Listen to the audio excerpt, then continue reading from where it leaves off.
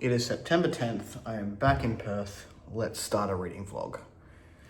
Alright, hello, welcome back, whatever I normally say. I'm very tired. I got into the house at midnight last night, which in my brain was 2 a.m. Brisbane time. So I've just come back from a trip from Brisbane and I thought, what better time when I'm reading very slowly this month to start a reading vlog / I don't know what this is going to be. I'm still writing very slowly in the short story project. I'm waiting back for edits, which should happen at the end of this vlog. I'm thinking around the 20th. I need to get my ARC forms done up. Anyway, there's a whole bunch of stuff happening. So let's talk about what I am reading. I've just gotten permission to speak about one of them because it is a chunky beta read. I had today off work, I'm back at work tomorrow, so I'm going to try and get a little bit of that done today. That was rambly. What am I reading? So I am going to start in this reading vlog, Those Left Behind by N.C. Scrimger. I just heard it pronounced on the audiobook, but I've forgotten it already. But I listened to the first chapter on the plane coming in last night. I'm definitely gonna have to listen to it again because I retained zero information of that while I was like trying to fight sleep as we were descending into the state. So I will start that again. Already though, it's kind of interesting because I don't think I'm well read enough in sci-fi to clock terms or places that are used a lot, and I'll get to this point more in a minute. But with Those Left Behind, we've already got Exodus. I don't know whether it's a planet or a place, which is a book that I'm planning on reading this month, a big chunky book by P.F. Hamilton with a tie-in to the game that's in development at the moment. We also have like Hyperion Station, which is sometimes gets thrown around in sci-fi as inspiration from Dan Simmons' series. And there was another one in there that I definitely heard or seen before that was used again in a sci-fi, like a space opera. Now, I don't know if this is just like something relatively common amongst space operas that we all use similar named places, or because of the inspirations that we have, like there's draws from those and it just uses different entities, whether it be planets or space stations or whatever it is. But I will start that again this week or this vlog. I don't know whether I'll finish it. Potentially. I usually start listening at 1.2 speed until I get the inflections and the tones and the pacing of the narrator, and then I'll speed it up. So potentially that'll be between 7 and 8 hours. We'll see. The other one that I'm reading is Leviathan Wakes by James S.A. Corey. So I'm about halfway through this. I had such plans to read it while I was in Brisbane, but I read every day, just little bits and pieces. It was mainly a very, very quick family visit with a lot of little side quests thrown in there for different family members and events. It was my sister's birthday and Father's Day, so there's just a lot happening in 3 days plus 2 travel days.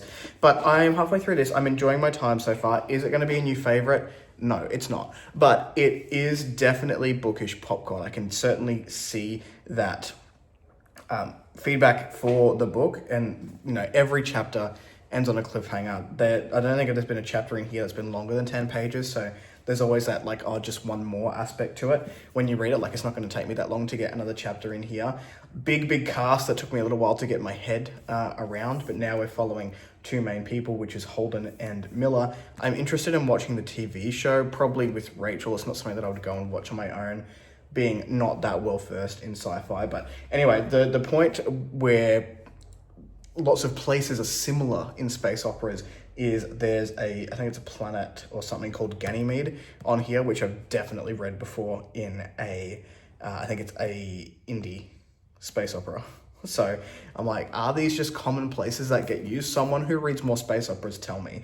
But I'm enjoying my time with this one. I bought book 2, so I'm going to continue on with the book series, not this month, but I don't think this is going to be a series that I'm going to do binge at all. I'll just throw them in when I'm feeling the need, but not too far apart because, like I said, big cast of characters to keep track of.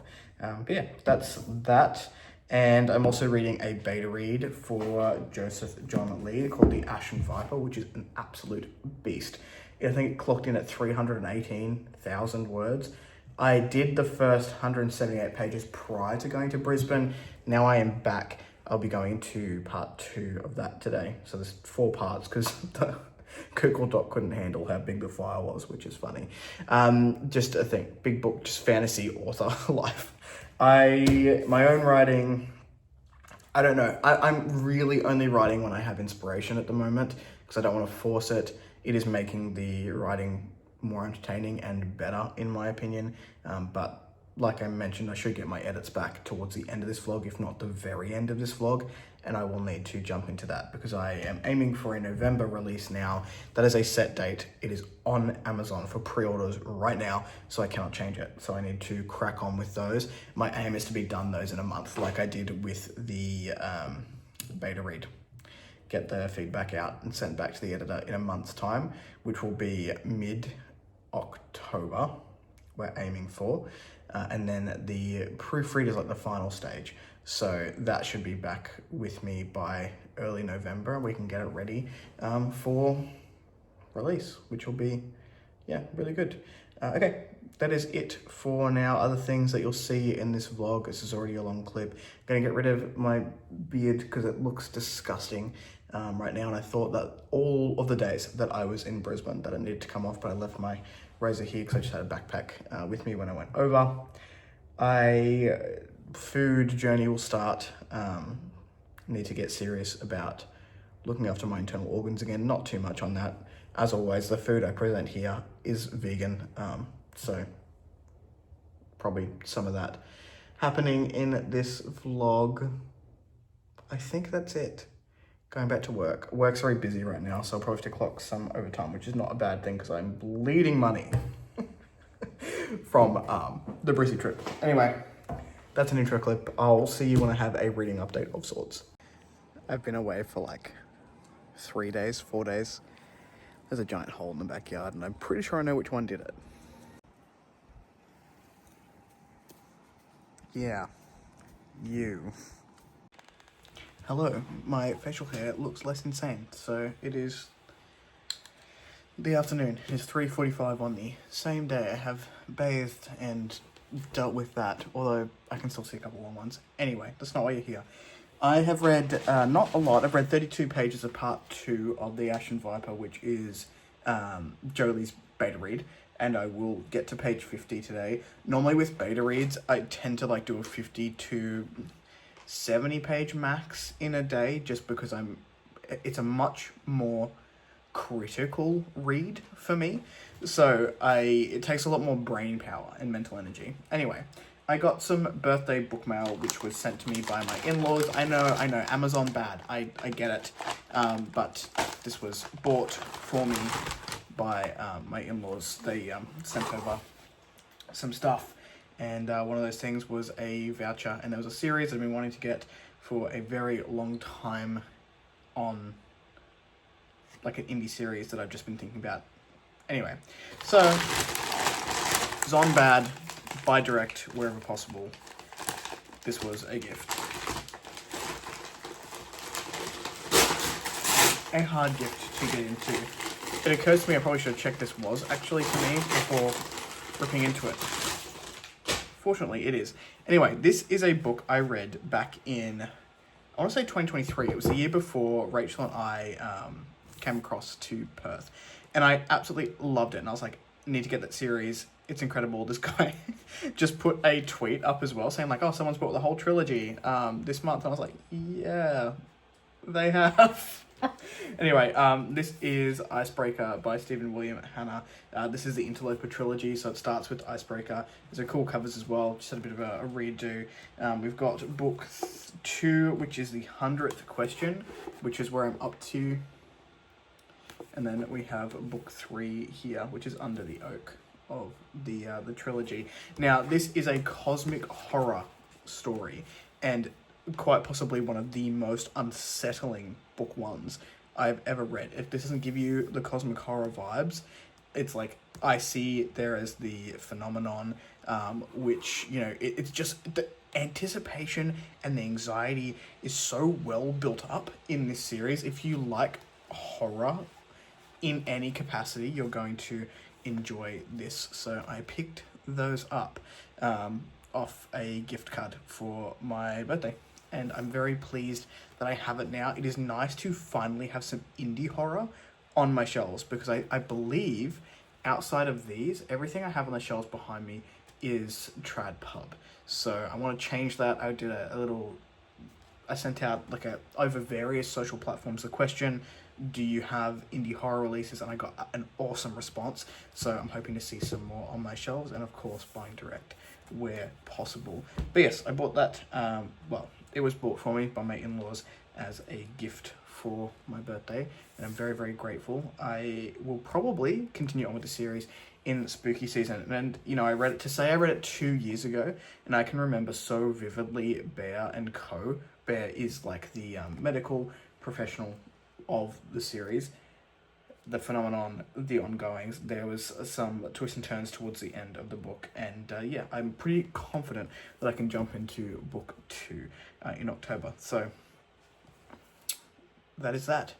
Anyway, I'm gonna keep reading. Probably got another 18 pages left. I've just been doing it sporadically throughout the day. I'm quite tired from the trip, and I have a early workday tomorrow and a tax appointment, which will be not so entertaining because I assume we owe money. Anyway, that was it. I'll catch you in the next update. Bye. Also, I forgot, but when I went to Brisbane, my parents gave me several shark-related gifts, and the funniest one, I'm about to turn this camera around and show you. It is just a Temu special. I present to you whatever these are. I can't. Hello, team. I have no idea when I last did an update. It is currently 6:30 on Saturday night. The lighting in here is shite, but I don't think I've filmed an update for a couple of days. So, gonna touch base on reading stuff. So, I'm reading a beta read called The Ashen Viper. This is by Joseph Joe Lee. It is an 800-page-ish tome, a very ambitious novel, and I got to, did I already say I got to the halfway point? Got to the halfway point today. This is a feat for any fantasy author. This book is incredible. I don't want to give too much away because I'm beta reading it and it is not in its final form just yet. But look, if you're character driven, I have been struggling with the characters a little bit, but I'm not a character driven reader, so it's not at the forefront for me personally. Where this book shines is its incredible world building. So I don't know, like I said, I'm halfway through. If the characters are really going to solidify for me, I am getting a very Malazan-esque story out of the beta read so far. But like I said, the world is just fucking next level. If you are someone who likes footnotes in your books that expands the world tenfold, the avenues that this author has given himself to create an expanded universe is insane. Even reading through the appendices this afternoon, it's like, what can I get from these appendices that maybe I'm missing in the story? Because some of the parts, it's always moving, it's always evolving. There's a new POV every chapter, and there's a lot of people to keep track of. Not as many as Malazan, and I will say that this is easier to grasp than a Malazan read. There's definitely creative liberties where it's just like, drop you in there and figure it out. The history, the world politics, the amount of thought that's gone into the towns and the map and the cities. We're following multiple different cities, multiple different people. They're all in different stages of development, just like the world is. It really is doing something fascinating for any book, regardless of whether it's self-published or traditionally published. And I think it's very ballsy to release a book like this these days, when our audiences tend to pick up more things like romantasy, and there's all these conversations about where's epic fantasy gone. It's here. Joseph Jolie is currently in the throes of getting this out to people. It's coming, people. You just got to wait for it. So I'm having a fantastic time with that. But that being said, it is taking up most of my brain space. So I'm averaging about 50 pages of that a day. I mentioned earlier, I do these slower. And I haven't had a lot of other mental space to read. So I am still I think 2/3 of the way through, just maybe even just over halfway of Leviathan Wakes. I have not picked this up for a couple of days. My reading time has really been taken up by The Ashen Viper. But I did start Those Left Behind by N.C. Scrimger, which was pronounced in the audiobook, thankfully. So now I can pronounce her name correctly. I am about 20% of the way through this one. I am enjoying it. It's certainly not going to be a new favorite of mine, but it is enjoyable enough thus far. There's quite a few POVs that we're following. I'm interested in where we're headed. In the first 20%, we open up to following a character called Ridley, who is a surfacer who gets on a ship. She's on an expedition to Exodus, which will then push the ship that she's on and the crew that she's with out into the universe to find Earth's way station, where many people are residing. Sorry, they're going out into the galaxy once they get through Exodus, the station. They don't know about the way stations yet. When they get through and they push through a hole in the universe, the way station's like, whoa, what is that? And then there's basically this like big, I want to say some sort of government that's like, no, cut the surfaces off, cut the people from Earth off. We need to figure out what is going on with these way stations. They can't come through. But there's 50 billion people back on Earth who are going to perish if they're unable to make it through the, what are they called? Wormholes, black holes, whatever it is in space, to get to these way stations. And that's where we're at the moment. So I assume there's going to be quite a bit of infighting around there. And like the governor is not a nice person. And that whole storyline is just taken off. So I'm enjoying it so far. The audiobook is interesting. I'm not someone who loves to read a lot of onomatopoeia, which is an interesting phenomenon in an audiobook because the book is coupled with like noise special effects and my brain doesn't know what to do with it. So there was like a gunshot where you just heard the shot, like the word wasn't in there. And I don't like reading onomatopoeia, and I don't know how I feel about it in like a dramatic sense, but I expect that for some people that may really enhance the audio experience. I like that there are different voices for, there's a character named Elvira, and inside of Elvira is an AI called Chase. There are differences in voice, and it's not so much that, I don't know whether the narrator is different, but there's a tonal shift in it. It just sounds more robotic, and whether that's a special effect or not, I'm not sure. That's cool. I don't mind that so much. But yeah, it's been an interesting reading experience thus far. Headed into my weekend now. My work week has finished. But I don't know how much reading I'm going to get done. Ryan and I are talking about a game called The Tiny Bookshop tomorrow, which I need to play a little bit more of to get some more thoughts about it. It is just a cozy game, not my thing really, but we are going to talk about why that is in the podcast in Genre Blended tomorrow. My brain is done.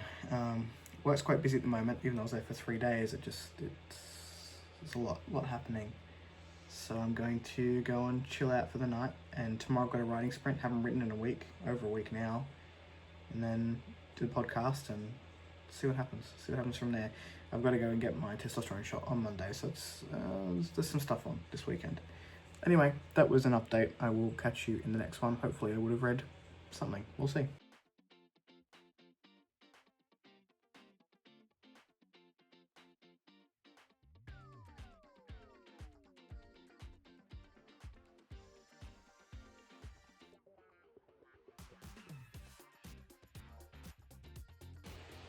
Hello everyone, it is the 17th. I actually can't remember the last date. I updated a couple of days ago anyway. I haven't read a whole lot, to be honest. I have been in the office for my Tuesday and my Wednesday. Sorry, it's Wednesday the 17th. The in-office days, because there's a lot of commuting on Wednesdays, Rachel also goes into the office, so it adds like an extra hour of commuting to my day. Just not a lot happens. So I'm currently in the process of exporting my indie release video, because I want that to go out tomorrow. It is 7:42. I've had a lot of caffeine today, so hopefully I can sleep. I have caffeine-free Coke, because I shouldn't have caffeine after 2 p.m. My brain is wired. Anyway, what am I here for? Book update. I haven't read a whole lot, like I said, but I have listened to I think I'm at 65%, 70% of Those Left Behind by N.C. Scrimger. I don't know how I feel about this book. I'm enjoying it enough to keep going. I don't know if I'm enjoying it enough to like continue the series, but I'm now at like the 70% mark-ish. there is a storyline in here which I am very intrigued by, and we've sort of met up with another POV. So there's apparently it's very Mass Effect heavy. The influence is very heavily Mass Effect. I haven't played Mass Effect. My wife has, and I'm reading it with Ryan over at Genre Blender. I don't know whether they're going to DNF it or not. We had a very brief chat about it today. I don't think they're vibing with it. I'm vibing with it more, I think, because the audio is very good. I got sidetracked again. Like I said, there's so much caffeine in my system right now. So we open up to a character called Ridley. I think I've gone through this already. Who is a surfacer who is being put on a ship to go to Exeter Station to then potentially connect to the Wayfarer stations. And the goal for the captain, Alvira, that's the captain. That's the storyline I quite like, the Alvira and Chase storyline. They're trying to get everyone on planet side to the way station. But the military or the powers that be have basically said something weird happened when you came through, therefore we are not letting humans come through. And Alvira's like, hang on, there's actually like 50 billion people that are in grave peril if we don't do this. So I'm going to need that to happen. Anyway, drama ensues. A lot of the people that we are introduced to initially get separated, and we are sort of following bits and pieces of their stories. So there is enough there to keep me entertained. It's not like I don't hate it by any means. I think I'm probably sitting at about a 3-star because I'm entertained enough, but I don't love it thus far. I believe this was a debut as well, so I'm willing to give it a little bit of grace for that fact. But I found it quite clunky to begin with, personally. No shade to the author or to the fans of the series. Like I said, it's a debut, so there's a lot of grace that I tend to hold for indie debuts because of, so someone's livelihood and their dream that they've put together. So we don't shit on books here because it's just personal preference. But I will say that I've enjoyed the Alvira Chase storyline more than anybody else, and where I'm at to now, another storyline has come into play and they're coming together, and I'm like, okay, I'm quite interested in seeing those two POVs come together and to start fighting for the greater good. So I assume what's going to happen is all of these separate POVs that are currently doing their own things are thinking about getting the Earthers off planet so that they can survive, because it's a terrible situation to be in, and I haven't just quite made that connection yet. So I'm intrigued enough. I'll finish it. I'll hopefully finish it within this vlog. I don't know, it's 17th. I would like to finish this vlog on the 20th. I don't know how many updates are actually going to be in this thing. I haven't read a whole lot, so I'm guessing it's going to be on the shorter side of vlogging, but we'll see. In other news, I bought a Fitbit, finally. So I need to get more serious about protecting my vital organs, and I used to move a lot. I work in a very sedentary job, so I need to be conscious of movement. And I finally bit the bullet. I don't like things on my skin. I take my wedding ring off to sleep at night, which is why sometimes you'll see I don't have it on because I forget to put it on during the day. And just Fitbits, Apple Watches, anything on my wrist. Fucking hate it. Don't like necklaces. But I need to. So, bought that. I don't know if that's entertaining. Probably not. I also bought... Actually, I did buy something that is entertaining. I just need to go and get it, though. Literally no one cares. I got one of these. This is an R36S, which is one of those, I don't know, if you're in any sort of nerd circle, you probably would have been advertised these retro gaming consoles that have 21,000 fucking games on it. So this R36S cost me like 80 bucks, I want to say. No, it was 60, and I got it for my birthday. It's like, it's enough money that if I, hello, phone enemy, what a handsome devil. Anyway, I got it and I was like, well, $60 isn't that bad to throw away if it doesn't work, but I'm having a lot of fun with it. It's got a lot of retro games that I played as a kid on, and there's a lot of nostalgia there, so I'm playing Pokemon at the moment, and that has been taking up most of my free time, whenever I have it. Also, I started playing Grimshire again. No one is shocked. I have nothing else to talk to you about. Anyway, I am thinking I will start doing reading sprints on my channel again soon. Channel changes afoot. I don't know whether to make an announcement video or anything. Like, sometimes they're bullshit. When people are like, oh, I'm sorry, I've been away for so many months. I swear I'm back now. And then I just like disappear for another 2 months. I don't know. I don't know whether I owe it to people who come to the channel regularly and watch all my videos. I very much appreciate you. I know that those people are going to hang around because they enjoy interacting with me and I enjoy interacting with them. I don't know. I haven't decided if I'm making any sort of announcement to the changes that are going to be afoot here and over at Drum Blender, because there's some potential movement over there in terms of creativity and projects that we want to do. Maybe moving over to that channel. We'll see. I'm just rambling now. Hopefully that was somewhat entertaining or a hot mess. I don't know. I'm going to go not have any more caffeine. I will catch you in the next update. Bye. Hello, good morning. It is Friday the 19th, I want to say, so we've got one more day in the reading vlog. I have finished Those Left Behind, just ignore the shit curtain, by N.C. Scrimgeour. Now, I was having, not trouble, is that the right word? I don't know. The first, I guess, 60% of that book, I was struggling to grasp all the pieces that were happening, and I don't know whether it was a me thing, I don't know whether it was a book thing, so I was listening to it, so my learning style objectively is better when like physically reading, but sci-fi tends to work for me pretty good on audio, so I did the audio for this one. I felt, like I said initially, that the first little bit took a while to find its feet. There was a lot of moving parts that weren't necessarily connecting up for me personally as I read it. As we get further into it, so when the last time I updated, I think I was at like 65-70%. The last 35% of the book did bring a lot of the elements together, which is what I was hoping for would happen. Now, it's a book one. I believe this was the debut, so like I said earlier, there is a little bit of grace that I'll give for a debut indie author as well. But I found the last 30%, the 30 to 35% was much more enjoyable in terms of bringing into focus the bigger elements at play here. So it is a first contact space opera book, and I didn't really get a lot of first contact from the first 60%, and that really ramps up towards the end, where all of our characters who have been split are now coming together for this bigger, I guess, story arc that will continue on in the second and the third book, is what I'm assuming anyway. So there was enough in there for me to want to continue the series. I don't know when, like I'm not rushing to pick up book 2, but I will very likely continue, hopefully on audio as well, now that I've used to the inflections and the tone and the pacing and whatnot. So I don't know when that'll be, but I'm not writing off the series just yet. I did really enjoy a couple of the characters that we had in there, which like their storylines were quite interesting. So my favorite is definitely Elvira and Chase, who is like her sentient AI alter personality in the same body.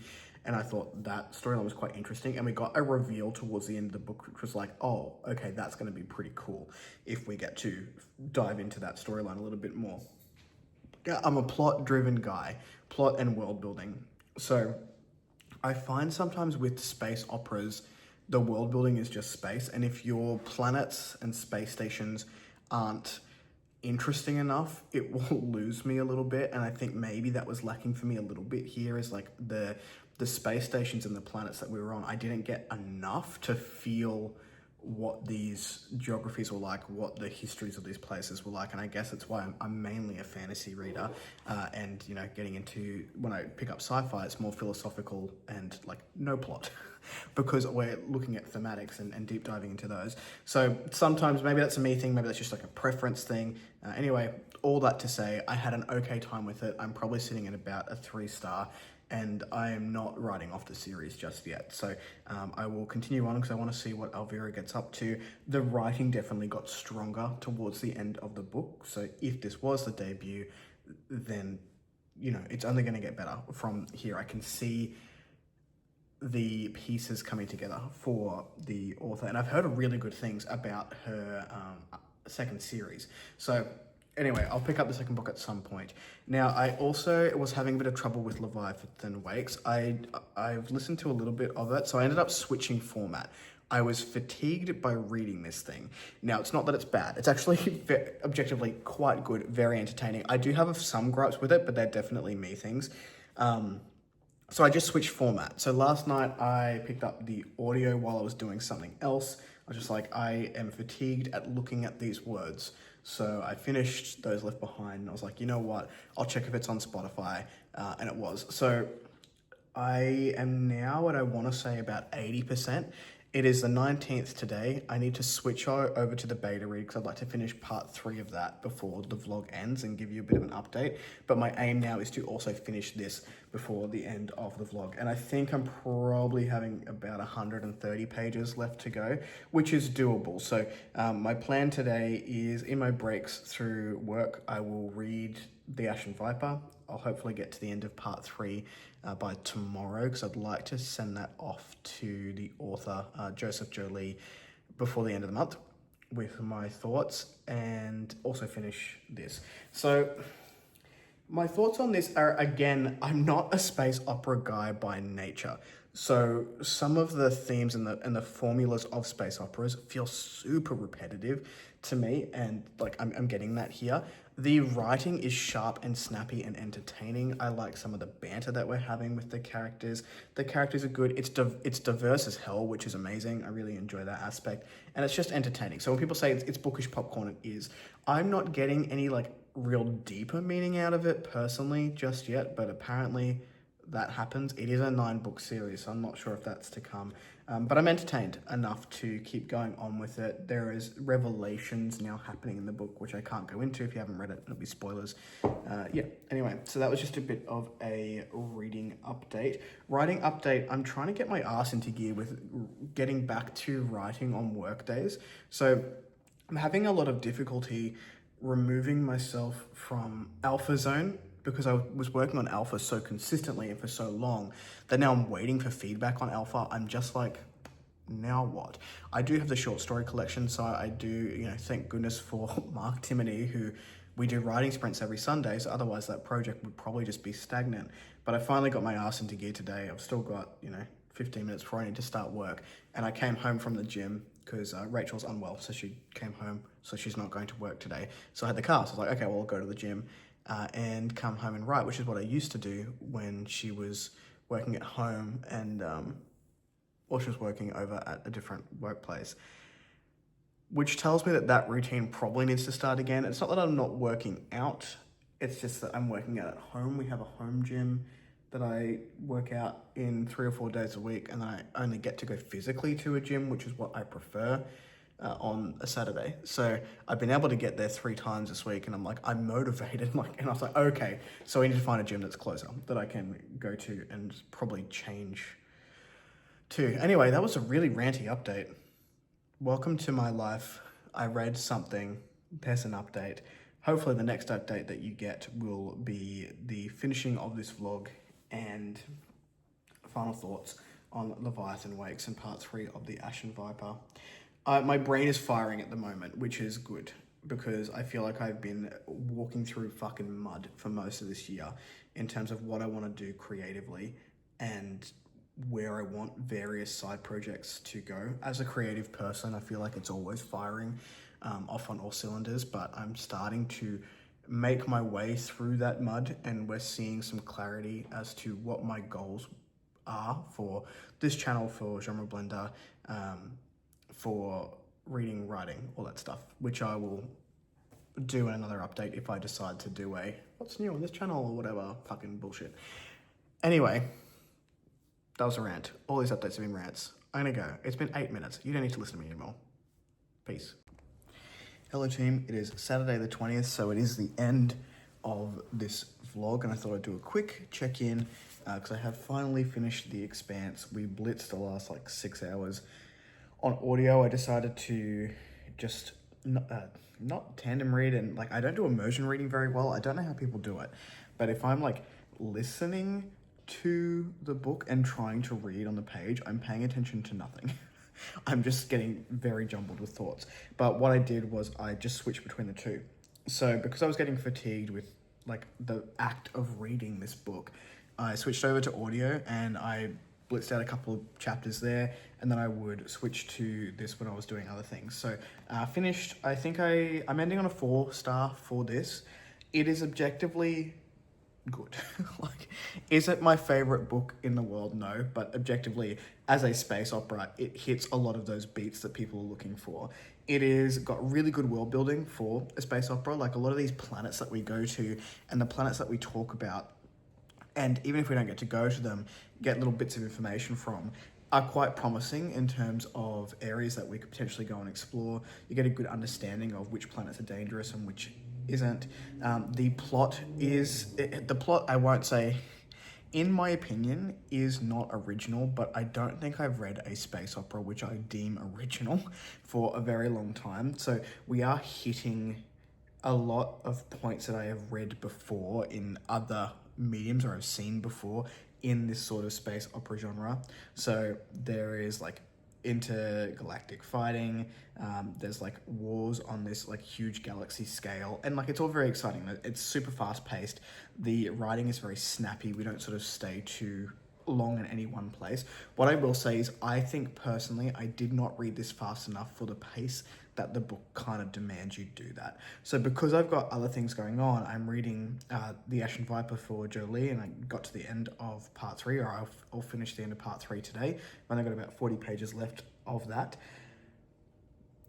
A book like this, because it is so snappy and the end of the chapters, and this is something I personally do get fatigued with as well, is the same rhythm at the end of chapters to hook you into the next chapter. And this is something that a lot of fast-paced books will do, and it will give you that one more chapter, one more chapter, one more chapter, and I don't love that personally. But for a book like this, where the pace is so like just breakneck, it kind of demands that you read it quickly because you want to experience this as quickly as possible and feel these high stakes, very fast-paced beats of the story, whereas I get to like 3 or 4 chapters of that and I'm like, okay, enough. Give me something that feels like a resolution to something in your story. So the gripes that I have with the book, I know objectively are me as a reader things. I also I love how diverse this cast is, but where are the women? Like, unless I'm not remembering it correctly, but we have Naomi and we have Julie, and then like everyone else is a dude, and there's a large cast of characters that we have here. So I assume because this is a 9-book series that will get better. We have like different species and things as well, unless I'm just like jaded. But anyway, we follow 2 like dudes, Holden and Miller, in this. I will also say because of the amount of characters and how fast the pace is, the character work did not hit for me at all. Now, I'm not a character-driven reader, so normally I'm not generally looking for that, but I would have liked to have some connection to some of the big reveals. Or like I feel like there was meant to be these hard-hitting moments that just fell short for me. And I was like, okay, well, I guess they're dead now. But yeah, anyway, I feel like it sounds like I didn't have a great time with it.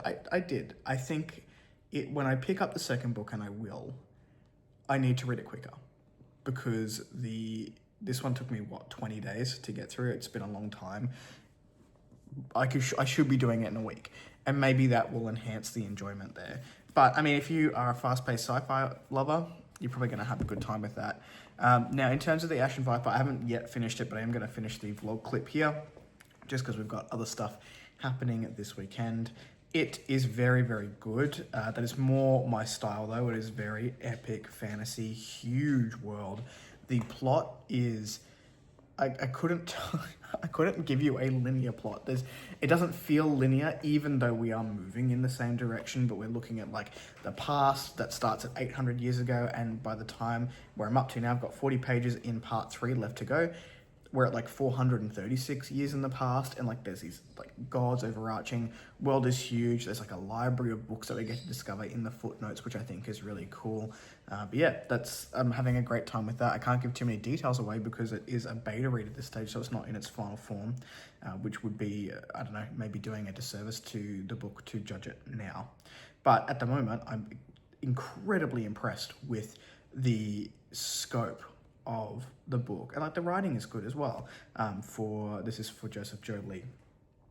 So that is the vlog update on the gym situation. I impulsively cancelled my membership at my previous gym. I need to pay for another month or so, and then I did end up joining the gym down the road, and it's beautiful. I went there this morning, so I got to go and do my first session there, and I know that in myself and in my mood, I prefer physically going to a gym, and now that it is so much closer and the facilities are just new and beautiful and well maintained, I've already been contacted by the gym about my goals and things like that.